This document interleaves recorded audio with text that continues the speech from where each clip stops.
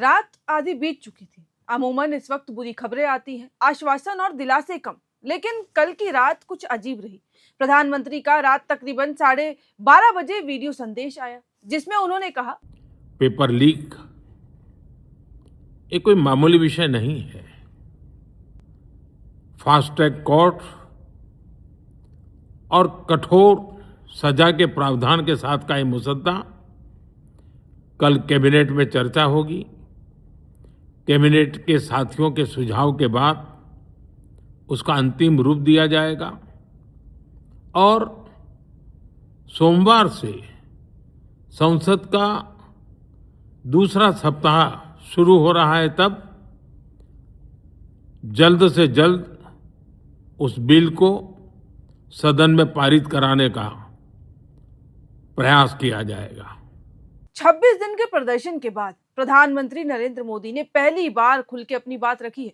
हालांकि बात तब रखी जब आधी से ज्यादा देश जो था वो सो रहा था, यानी समय चुना भी तो मिडनाइट। खैर, वही बात है कि देर आए दुरुस्त आए। आधी रात को जारी वीडियो मैसेज में पीएम मोदी ने, जो आपने सुन ही लिया है कि क्या कहा है, उन्होंने बड़ा ऐलान कर दिया है कि अब पेपर लीक माफिया के खिलाफ और भी सख्त कानून बनाए जाएंगे, फास्ट ट्रैक कोर्ट बनाए जाएंगे, दोषियों को जल्दी सजा दिलाई जाएगी और इस प्रस्ताव पर आज कैबिनेट बैठक में चर्चा भी की जाएगी। लेकिन सवाल यह है कि क्या सिर्फ सख्त कानून बना देने से छात्रों का गुस्सा शांत हो जाएगा? क्योंकि वो तो अभी भी जंतर मंतर पर मौजूद है। क्योंकि दूसरी तरफ विपक्ष और प्रदर्शनकारी संगठन अब भी शिक्षा मंत्री धर्मेंद्र प्रधान के इस्तीफे की मांग पर अड़े हैं। आखिर अब क्या कुछ चल रहा है इस वक्त दिल्ली में? सोनम वांगचुक से मुलाकात जो जेपी नड्डा से हुई है, उस दौरान क्या कुछ हुआ? उन्होंने अनशन तोड़ दिया।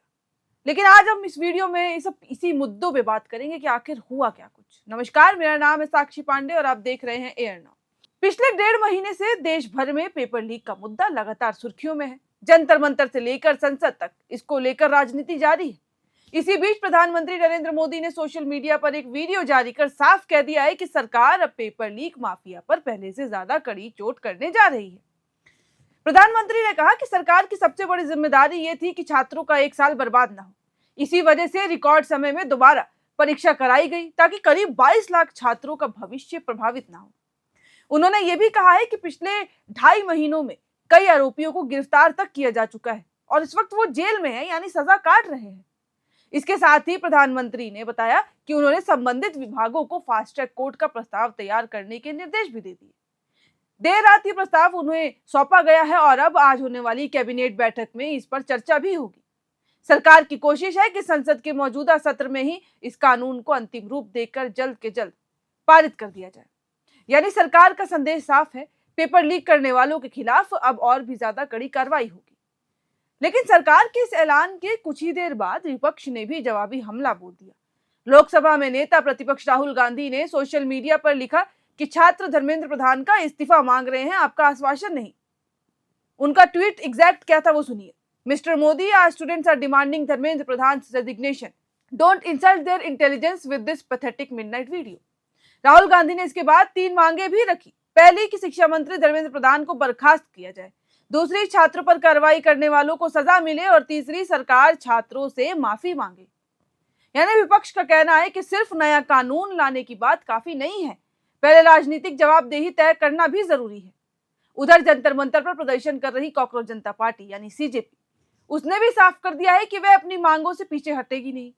संगठन का कहना है कि जब तक शिक्षा मंत्री धर्मेंद्र प्रधान इस्तीफा नहीं देंगे, हम जंतर मंतर पर ही डटे रहेंगे, हमारा प्रदर्शन जारी रहेगा।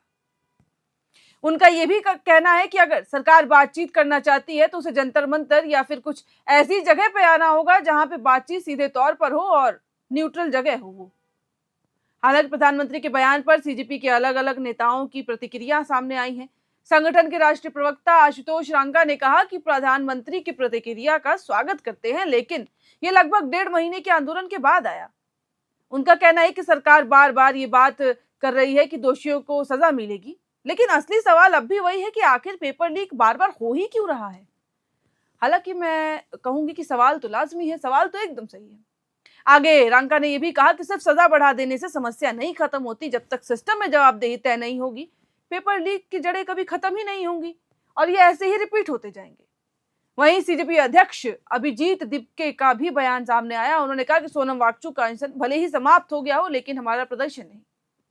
उनका कहना है कि छात्र, युवा और आम जो लोग हैं उनके मुद्दों की लड़ाई लड़ते हैं हम, और ये लड़ाई तब तक चलती रहेगी जब तक कोई भी ऐसा फैसला नहीं आए जिससे हम सेटिस्फाई हों।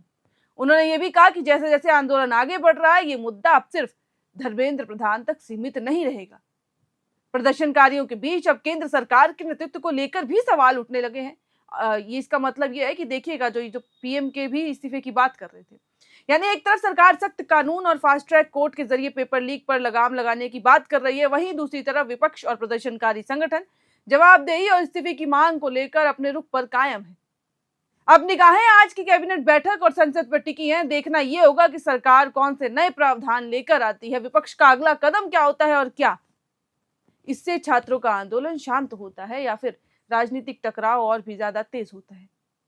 फिलहाल इतना तय है कि पेपर लीक का मुद्दा अब सिर्फ परीक्षा तक सीमित ही नहीं रह गया है, ये इससे बहुत ऊपर उठ चुका है, बल्कि सरकार, विपक्ष और छात्रों के बीच भरोसे की सबसे बड़ी लड़ाई बन चुकी है। मैं तो यूं कहूंगी, लड़ाई इस चीज की कि आखिर अकाउंटेबिलिटी कहां है, लड़ाई इस चीज की कि आखिरकार जो हम चुन के लाते हैं आपको, आप हमारे लिए क्या कर रहे हैं। लड़ाई इस बात की कि जब आपको एक कुर्सी पे, एक सत्ता पे बैठाया गया, हमारे लिए बैठाया गया, तो हमारे लिए आप क्या कर रहे हैं।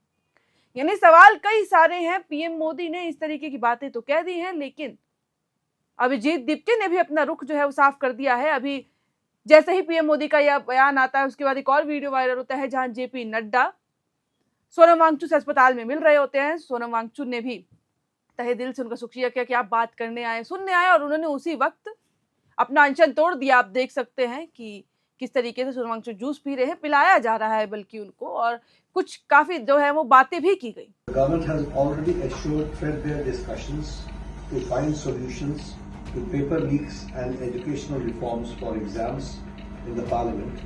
With that being fulfilled, I am grateful and I will be happy to break my fast.